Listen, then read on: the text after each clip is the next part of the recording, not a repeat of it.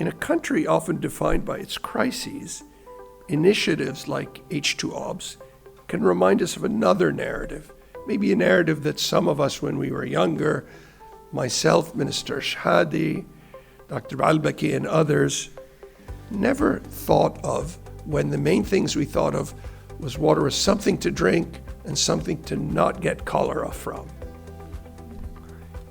That narrative is one of continuity. There's been an interruption for 50 plus years in the assumptions that you can make in Lebanon. But I would argue that a lot of the reasons for those assumptions are not just due to war and fracturing of the society, but also due to the subsequent loss of reliable data.